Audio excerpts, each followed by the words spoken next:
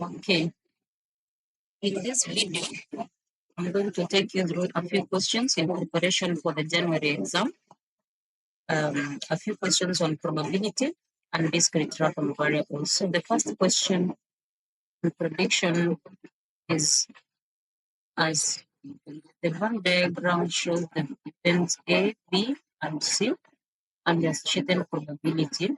We have here the keyword probabilities. So we have the Venn diagram here with the set A, probability for event A, and the probability for event B, the intersection of A and B, and the probability of an event occurring outside A and B. So the first question we have, when the probability for B occurring. So we come to the working for the part of probability for B. Since we know that the total probability is equals to 1, we need to add all the probabilities in the Venn diagram and they should add up to 1. What does that mean? So we have 0.04, 0.06, P, PU 0.3, 0.4, which is equals to 1. And we add the 0.04, 0.06, and 0. We're going to work now is this given range number of times, each time starting with the bar containing balls as prescribed above. When the variable x represents the number of yellow balls represented in a single bar, we're going to find the probability distribution of x and find the expectation of x. So let's start 0.3, 0.4, we get 0.8, which means that p plus q is equals to 1 minus 0.8, and therefore p plus q is equal to 0.2. And because in the Venn diagram, the event B, as shown here, is P, Q, and 0.3. Those are the only probabilities inside B. So we're going to have P plus Q plus 0.3 will be equals to the probability for B, which eventually gives us 0.5. And that's done. So we go to the next question. Determine whether or not event A and B are independent. To find whether two events are independent, we are supposed to find the probability of an event occurring A and the probability of event B. We multiply the probabilities, then we find the probability of the intersection of the two events, and if the two probabilities are equal, then the events are independent. So the probability for A is 0.04, 0.06 plus P plus Q, which is equals to 0.3. We have probability for B, which is 0.5. The intersection of these two probabilities from the Venn diagram, we can see it is P and Q. And we already know that P and Q gives us what?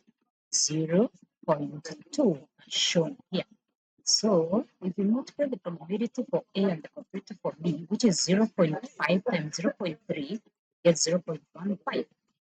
0.15 is not equals to 0.2, and therefore the events A and B are not independent. And that is it. So we move to another question. We are given that the probability of C given B is equal to the probability of C. Then you're going to find the value of P and the value of P of Q. So what do we do? The probability, this is conditional probability, the probability of an event C occurring given that B has occurred, which we use the probability formula. The probability of C given that B occurs is the probability of C intersection B defined by the probability of B. We already found the probability for B, which was 0.5. Don't know the probability of C intersection B, which is supposed to be equals to what? Which is supposed to be equals to P. So the probability of C given B has been certain to be equals to probability of P of C. probability of C from the Venn diagram, probability of C from the Venn diagram here is supposed to be 0.06 plus P. So it is 0.06 plus P. We are going to equate 0.06 plus B equals to P over 0.5, where P over 0.5 is from the probability formula that the probability of C intersection B defined by the probability of B, which is P over 0.5. So if we put that and make P the subject of the formula, we're going to have 2P equals to 0.06 plus P, which is going to give us P equals to 0.06. We already have the value of P. We want to get P and Q. So since we already know that P plus Q is equals to 0.2, we can get the value of Q, which is 0.14. And that is done. Then we move to question part C. Part D. The event D is such that A and D are usually exclusive. So if the probability of B intersection D is greater than 0, we are supposed to, on the Venn diagram, show a possible position for event D, knowing that it is mutually exclusive with A. So B being mutually exclusive with A means that B cannot be inside set A. It can only be outside. They don't have anything in common. So we can only have B inside B or overlapping with B. It's overlapping. So we're going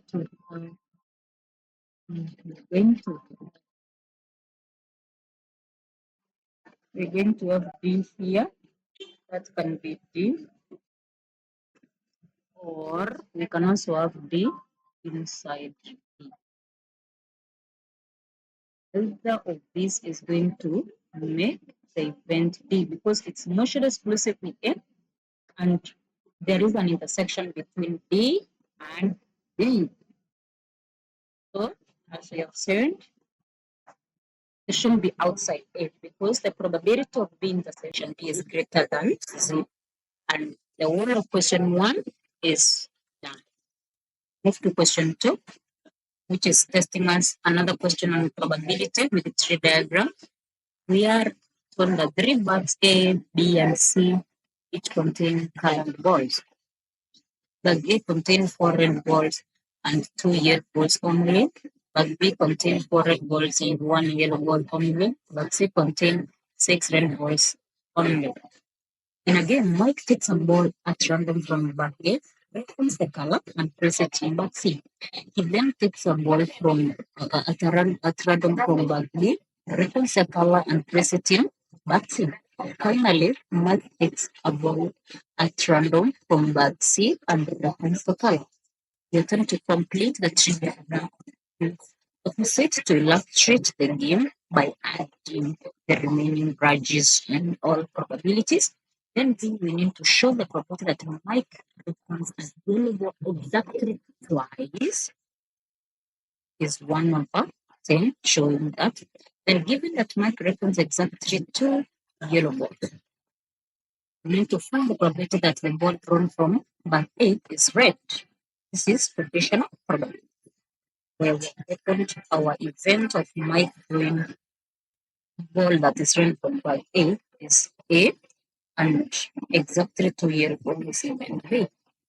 We in the tree diagram so that we can know the probabilities that we will be using. So the tree diagram is down here. We have probability of picking a red ball from bag A, which is 2 over 3. So we can get the probability of getting a yellow ball A, which is 3. Then we have the probability of getting a yellow ball from bag B, which is going to be 1 over 5. This might be as yellow balls. Then we are going to work the probability of getting red from being 1 because the birds in cell are all rent and we have found 2 more rents. This is supposed to be like 8 out of 8, which is just simple 1. And getting a rent after placing a red and a yellow, the total becomes 8. Initially, the total was 6. So we have this. Added one more. Then let's move to getting 8. We never enter yellow, but you put 1 yellow inside that. So now we have the probability of 1 over 8. We come to picking a red after picking a yellow in bag A and picking a red in bag B. So the total becomes 8 and the probability of getting a red now becomes 7. 8 instead of 6 because of 1 addition of the red 1. And last three, we're going to have we have got a yellow ball from bag A and a yellow one from bag B, and eventually we are going to have a probability of 6 over 8 of getting a red ball from bag C and a probability of 2 over 8 of getting a yellow ball from bag C. So that is it for the tree diagram. After the tree diagram, we have question B. What is question B asking? Show the probability that a white reference a yellow ball the probability that a white reference a yellow ball exactly is 10. We want to know the first one, which is 1 over 10. So if that probability is 1 over 10, so question B is over here. It's exactly yellow balls. It can either be the first picking was a red ball followed by a yellow and another yellow, or the first one is a yellow followed by a red, then the next one is a yellow, or the first one is a yellow, the next one is a yellow, and the last one is a red. That's yellow exactly twice. So the probability of picking a red, a yellow, and a yellow is going to be 1 over 2 over 3 times 1 over 5 times 1 over 5, which is going to be 1 over 20, 2 over 20. And then the probability of picking a yellow, one red, a yellow, is going to be 1 over 3, 1 over 4, is 1 over 8, which is going to be equals to 4 over 120. Then the probability of picking a yellow and a red is 1 over 4 times 1 over 5 times 1 over 8, which is going to be 6 over 120. So this is going to give us a total probability of 2 over 120 plus 4 over 120 plus 6 over 120, which is 220. Simply simplifying to 1 over 10. And question B is well done. We move to question C. What are we told in question C? We are told given that now brings the quotation of probability. So given that white becomes exactly 2 yellow balls. This is just the computer that we just found in question B. Find the probability of the ball drawn from bag A is red. So let's try to change this question to rewrite this question in a different way, but meaning the same meaning. When the probability that the ball drawn from bag is red, given that my corresponds exactly to yellow ball. So find the probability of A given that B occurs. So let's go ahead and do question C. So the probability of A given that B occurs is going to be given by the probability of A intersection B defined by the probability of B, which is A intersection B. A intersection B. The first ball picked from A is red and exactly 2 yellow balls of it. That is RYY. And then the probability of having exactly 2 yellow going to be Y A by R and R Y. So,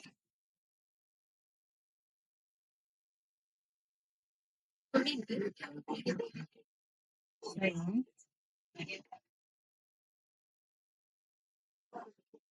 okay, so we're going to 2 over 3 times 1 over 4 times 1 over 8 for R by Y, that is red, followed by a yellow and another yellow, which is going to give us 2 over 120. And then the probability for B, we already calculated in question B, which is 1 over 10. And when we divide that, the matrix we get 1 over 6. Getting the location of probability. So we've been able to answer question C. Let's move to part D. Before we answer part D, find the probability distribution of A. We need to understand the statement here. Let's place this here like number of times, each time starting with the containing balls as described above. The random variable x represents the number of yellow balls recorded in a single game. So I need to make a probability distribution for this. When we know it is zero in the reverse Great. Take zero yellow. That is when all recording is forwarded. And take one yellow and the red, and the yellow red, the yellow, the red, then red, and the yellow. Then yellows.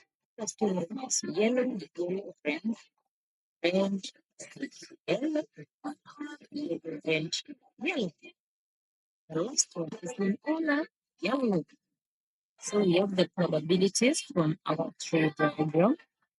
So on tree diagram, number one, we get the yellow. If we can find the probabilities in the tree diagram here, red, red, red, red, yellow, and that's one yellow, red, yellow, yellow. That has two yellows. Another two yellows would be yellow, red, yellow, blue. So 1 over 3 times 4 over 1 over 8 and 2 3 times 4 1 over 5 times 1 over 8. We're able to get the probability for getting two yellows. We also need to have 1 over 3 times 1 over 4 times 1 over 6 over 8. That gives us 2 yellows and 1 red. 12 out of 120. Then we get yellow, yellow, yellow. All recorded are yellows. That is 3. So 2 out of 120. Where do we get that from? Yellow, yellow, yellow. 1 over 3 times 1 over 5 times 2 out of 8. That is how we get it. So we distribute the probabilities on a probability distribution table, and we will be able to find the expectation of x. That is the mean of x given by the formula summation of xp. Every x value times the probability. Every x value times the probability. So 0 over 120, 42 over 120, 0, 3 times 2 over 120, which gives us 3, 6, into 120. Potential this gives us 0.8. Done. That is done for question 2. This is the kind of a question that really doesn't mix in it. So we move to question 3. This brings the idea of now discrete random variable. So what does the question require us to do? The discrete random variable y as the following probability distribution. Y values are -9, -5, and 0, 5, and 9. The probability that the discrete random value of y takes the values y, we have q, r, u, r, and q. All right. Where q, r, u, r probabilities, we want to write down the value of the expectation of y. What do we do? Let's look at the distribution. Yep. symmetry. 5, negative 5. 9, negative 9. So at the center, this brings an idea of a normal curve. That is why our expectation automatically is going to be 0.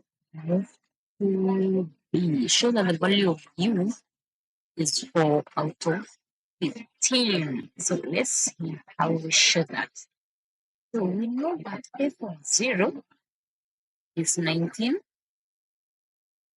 over that's given. The cumulative distribution of y is f of y. We have that. And given that f of 0 is 19 out of 30, that's why we're getting that. So f of 0 is 19 out of 30. And that means that when we add q plus r plus u, we should get 19 out of 30. And when we add all these probabilities here, look, we add all these probabilities, q, r, u, r, q, we should be able to get 1. So when we add points of q plus r plus u, is supposed to get 1. What does that mean? So q plus r is 19 over 30 minus u. So we move u to this other side. So minus u on both sides of the equation. This means we can substitute q plus r in the second equation. So we are going to have 2 to 19 out of 30 minus u, then plus this the u in the equation, we get 1. And from there, we are able to make u the subject of the formula. 19 over 15 minus u, which is going to be equals to 1. If we minus 1 on both sides of the equation and we add u on both sides of the equation, u becomes 4 out of 15. So let's move to C. What are we given for C? Given also for the variance of y is 37, find the value of q and the value of r. Let's see. Value of q and the value of r. The variance is already given, and we know the formula for variance is supposed to be equal to it. The expectation of y is going to minus the expectation of y all that square. But the expectation of y is 0. Wonderful. So we now need to get the expectation of y squared, which is supposed to be summation of y squared p. Every y value times the p value. Every y value times the p value. And this is supposed to be equal to 37. There is one good thing we know, that q plus r is equal to what? 11 out of 30.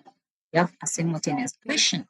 And we can make r the subject, which is going to be equal to 11 minus q. Let's substitute this value of r where r is. So this is going to become 50 into 11 over 30 minus q. Now, let's make q the subject of the formula.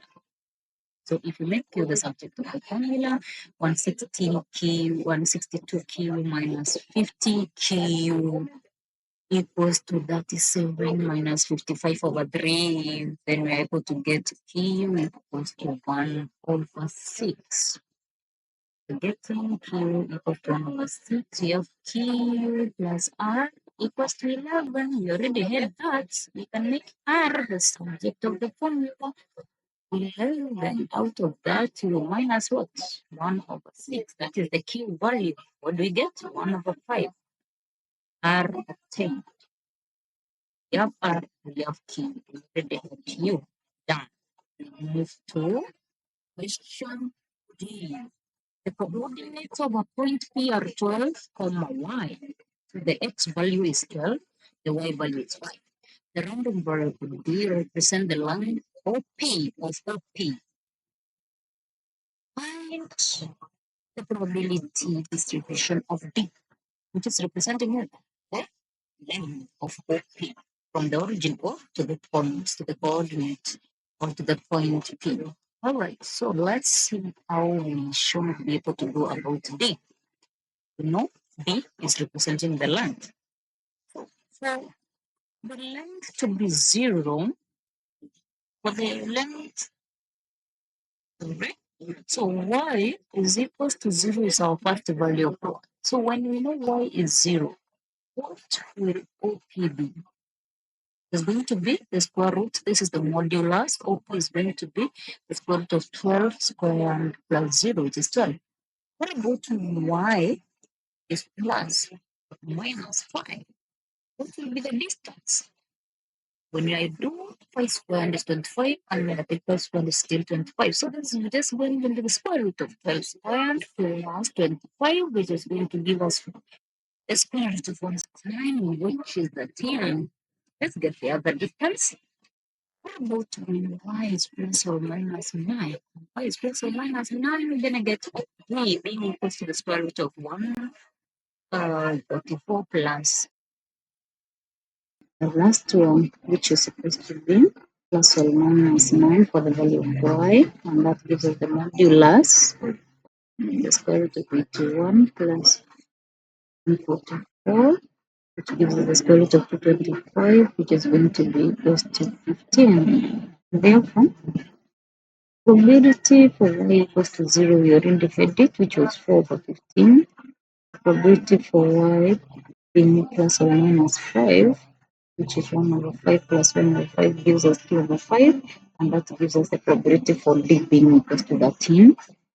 The figure for 15 gives us the probability for d being equals to 12, and the probability for y being equals to plus or minus 9, which is 1 over 16 plus 1 over 16 gives us 2 over 6, which gives us the probability for d equals to 15, and therefore the probability distribution of d becomes the values that d was taking is 12, a distance of 12 that we got, a distance of 13, and a distance of 15 gives us a probability of for 12 here 4, out of 15, for 13 we have 2 out of 5, and for 15 we have 2 out of 6, and to confirm that your probabilities are correct, make sure that you add all the probabilities and they should give you the value of 1.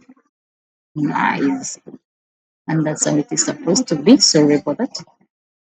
Thank you so much for watching.